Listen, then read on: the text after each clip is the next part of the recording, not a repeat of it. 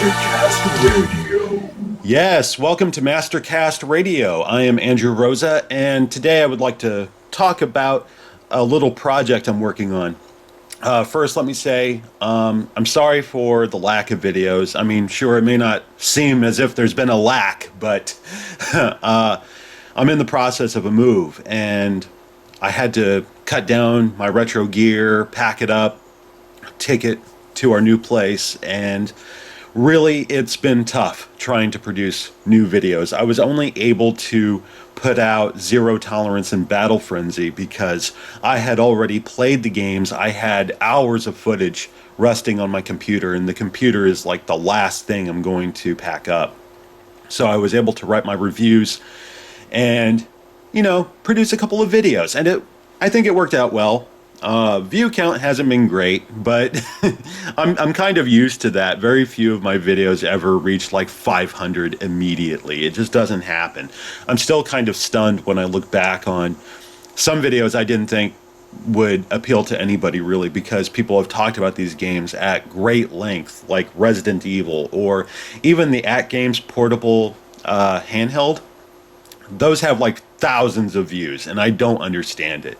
This is why I don't bother trying to make content that will appeal to, certain people. I make videos that are retro gaming related. That's about as far as I think, because I just can't play a game thinking, oh, this is going to get lots of views. It just doesn't work. So instead, I just talk about whatever the fuck I feel like talking about, even if it means an oddball video like Nine Inch Nails collecting, or even making a fan trailer for Cobra, the 1986 action slasher film, which is fucking awesome. If you haven't seen the movie, take a look at my trailer and ask yourself, do I not want to see this movie?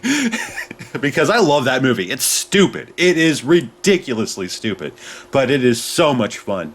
And even dark. It does have a social commentary to it. And really, the whole movie opens with like an active shooter going into a grocer and blowing it to Kingdom Come. I mean, just shooting the fuck out of it and killing innocent people. It's kind of fucked up. And this was 1986. You think about that now. Sure, we had shooters back then, but of course it feels as if we're getting more and more of these kinds of incidents. So there's a bit of that, but really the action itself is great. Some of the horror moments feel like something out of Halloween 2. It's kind of cool.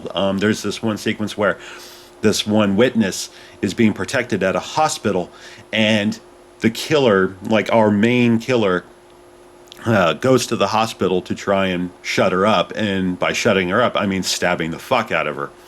And the way it's shot, the way it's paced, it feels like something out of Halloween 2. It's really kind of cool. I'm a horror fan, so that shit appeals to me. But it wasn't something I saw in a lot of action movies. Not then, and even now, really, come to think of it. But anyway, as far as projects, I'm still kind of active here and there, so I got to thinking. I was watching how this came about.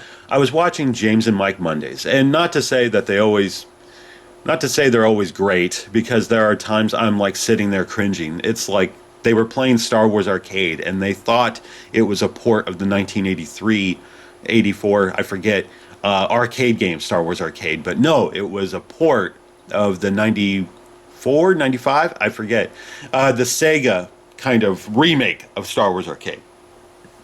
Or there are times I watch them try and play 3D platformers, and it's atrocious. I'm like, how are you having this much, this many issues? How is it that difficult? It isn't. I beat that game with my eyes closed. What's your problem? I'm speaking specifically to Shadows of the Empire for Nintendo 64, and even Indiana Jones and the Infernal Machine, again on Nintendo 64. And for whatever reason, they can't really wrap their heads around 3D controls and even the exploration that comes with those sorts of games. It's quite frustrating.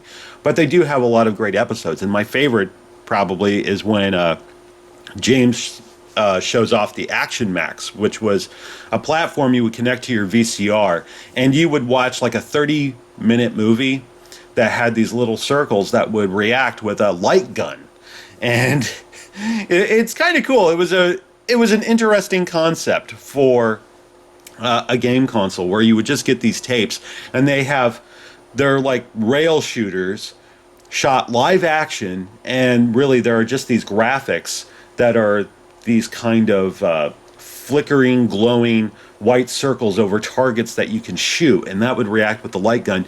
And the platform you have connected to your VCR would keep track of how many hits you have. And it seems cool. Like, I never fucking had an Action Max. In fact, I had never even heard of the motherfucker until I saw this video. And I just thought that is a really cool concept. And James later says how he wishes that they could do like a homebrew Action Max title. You know, something on VHS, you can just shoot your own little movie, add circles to it, and, you know, you would have an Action Max game. Now, I feel there may be something to it, because I noticed there's an intermittent flicker on those circles over the targets that you can shoot. And there may be something to that. I need to test it, but it got me thinking, I want to make a homebrew Action Max VHS game. You know, like a 35-minute rail shooter with a fun plot, and maybe even include an alternate ending. That would work very much how, if you ever played a board game that came with a VHS tape where there was some interaction, like Nightmare is one of them.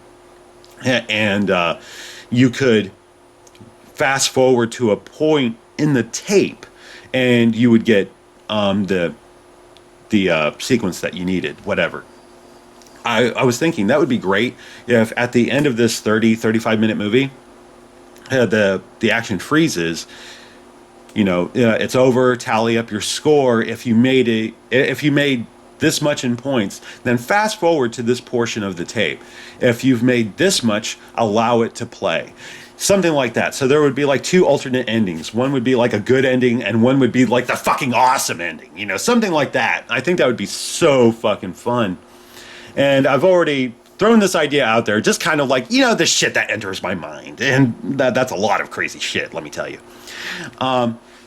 But I put that out there on Facebook, and I have like Jason Lamp. He's a writer for Sega Nerds. He's really game to see it. A few of my viewers who have gone from YouTube to Facebook to find me and have actually become, you know, like pen pals. It's pretty cool. I do have some great viewers. You know, Joe Vector, for example, he's been with me since my life with Sega, if I remember correctly. And then there's Pedro. If I remember correctly, he does Historia Revista. And that's a really good channel if you're at all interested. But yeah, he would show off gaming mags from Brazil, and it's pretty sweet. And I believe many of them are subtitled, so you can enjoy it. But oh god, now I'm thinking about doing, like, I'm seriously putting forth effort. I'm actually trying to structure a short film that will work as an Action Max game, and trying to break it down into stages, trying to kind of wrap a silly 80s inspired slasher movie plot around that. And I've already got a lot of folks from my Dark Current Cinema brand, you know, folks who have worked on those short films with me, as well as my girlfriend Erica. They're down to be in it, and I'm like, holy shit, now I have to make an Action Max homebrew game. I can't even believe I'm fucking saying it.